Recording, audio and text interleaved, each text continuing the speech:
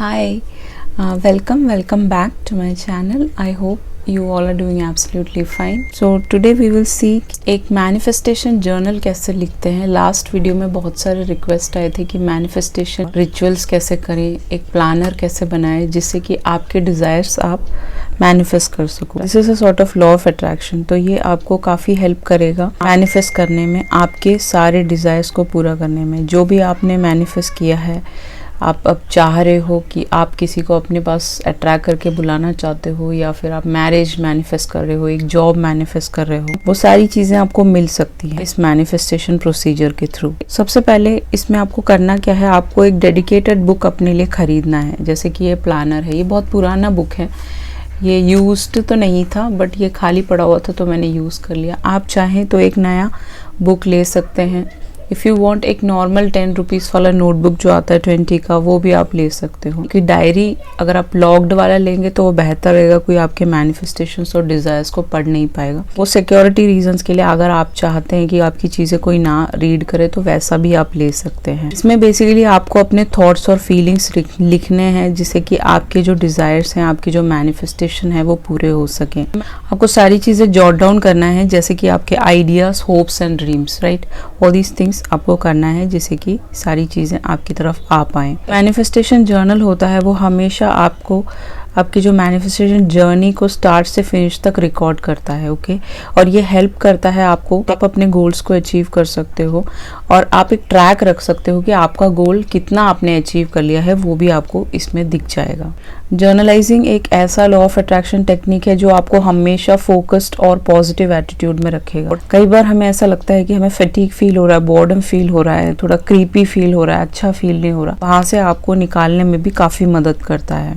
आपके जितने भी लिमिटिंग बिलीफ्स है, आपको लिमिट कर रहा है कि भाई आप ये नहीं कर सकते. आपको लोग बोलते हैं कि तुम पतली नहीं हो सकती, तुम्हारे साथ शादी नहीं होगी, तुम्हारे साथ कुछ अच्छा नहीं होगा. आपके जो मेंटल ब्लॉक्स हैं जो ऑलरेडी आपके अंदर खुद हैं, दिस जर्नलाइजिंग वो आपको हमेशा मोटिवेट करेगा आपके नेगेटिव थॉट्स और आपके जितने भी कॉन्टिन्यूस पैटर्न्स है जिसमें आप ऑलरेडी पड़े हुए, वहां से आपको निकालने में काफी मदद करेगा. Without any further to do, let's heads up with the journalising.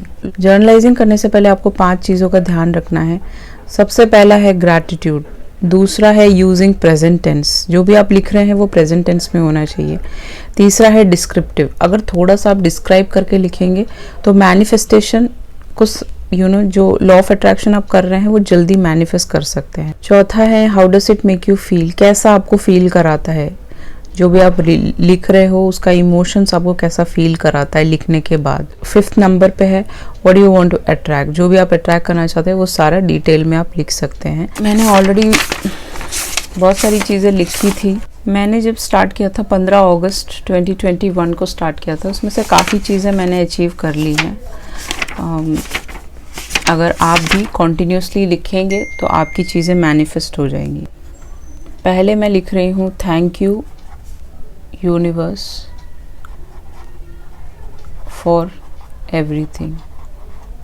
आप चाहो तो थैंक यू लॉर्ड और ऑलमाइटी भी लिख सकते हो, और जिस भी भगवान जी को आप मानते हो उनका नाम आप लिख सकते हो. मैं ये इंग्लिश में लिख रही हूँ, आप चाहो तो हिंदी में लिख सकते हो, आपकी मर्जी है, जैसे आपको सही लगे वैसा आप लिख सकते हो. Thank you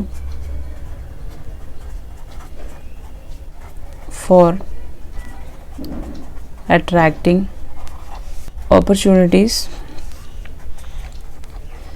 towards me to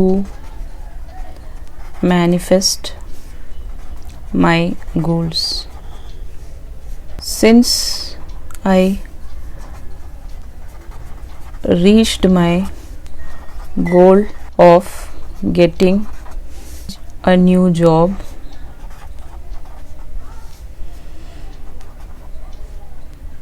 marriage, love, new relationship,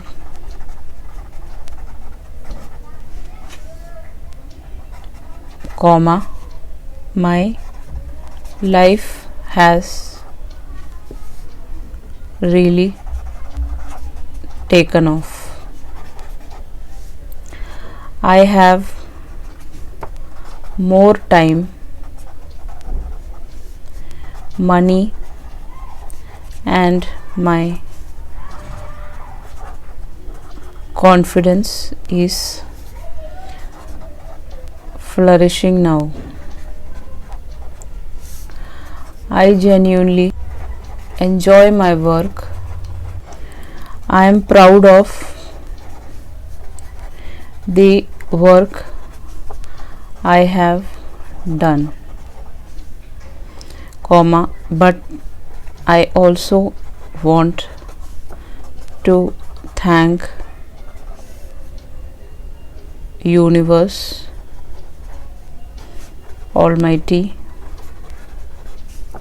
angels, guardian angels, spirit guides for bringing me the opportunity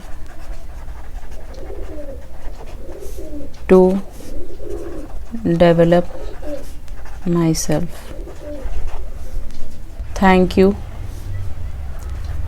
for all your support and blessings.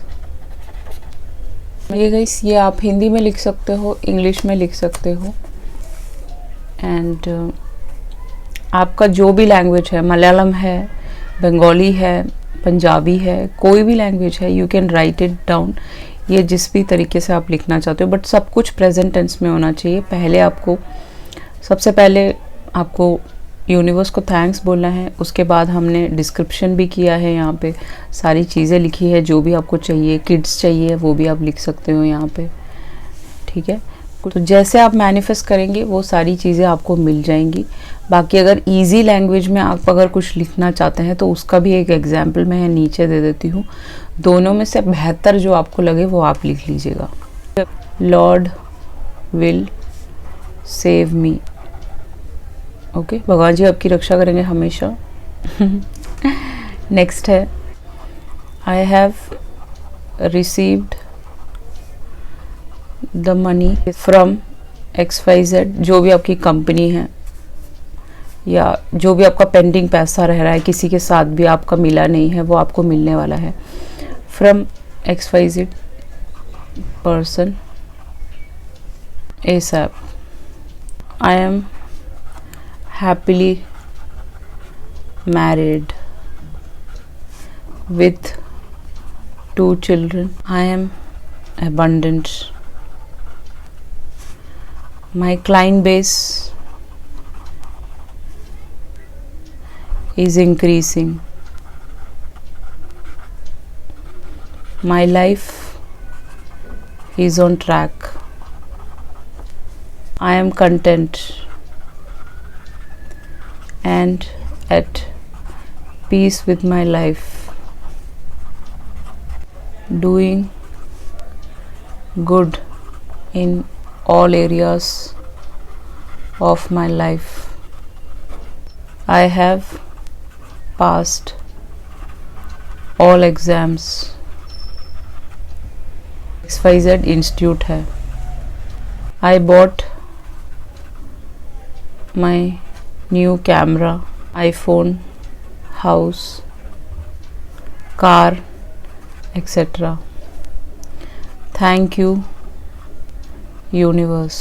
ये जो है सिंपल लेमैन लैंग्वेज में है, ये थोड़ा सा प्रोफेशनल लैंग्वेज में है. तो इन दोनों में से जो भी आपको बेहतर लगे वो आप लिख लीजिए. लेमैन लैंग्वेज में लिखना चाहते हैं वो आपकी मर्ज़ी है, प्रोफेशनल में लिखना चाहते हैं वैसे लिख सकते हैं. एक चीज़ और बताना चाहती हूँ मैं इसमें कि आपको जो पेन यूज़ करना है वो ग्रीन या रेड होना चाहिए हमेशा. या तो फिर रेड ले लीजिए आप मार्केट से, या ग्रीन स्केच पेन ले लीजिए जैसे मैंने लिया हुआ है. ग्रीन हमेशा अबंडेंस को दर्शाता है, तो ग्रीन कलर आपको बहुत ज़्यादा अबंडेंस देगा, आपकी लाइफ में स्टेबिलिटी देगा.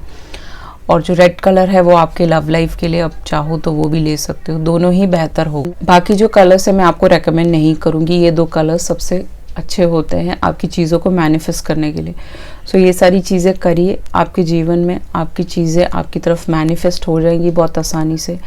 You will be happy, you will be content, you will get what ever you want. अगर आपका किसी के साथ ब्रेकअप हुआ है तो वो चीज़ें भी आप मांग सकते हो, वो चीज़ें आ जाएंगी. बट उसकी सोल रिस्पॉन्सिबिलिटी आपकी होगी कि वो बंदा रियली में आपका सोलमेट है या ट्विन फ्लेम है, वो आपको देखना है. Okay, so I leave you with that. I hope ये आपको काफ़ी काम आएगा आने वाले वक्त में। Okay guys, thank you so much, take care, bye.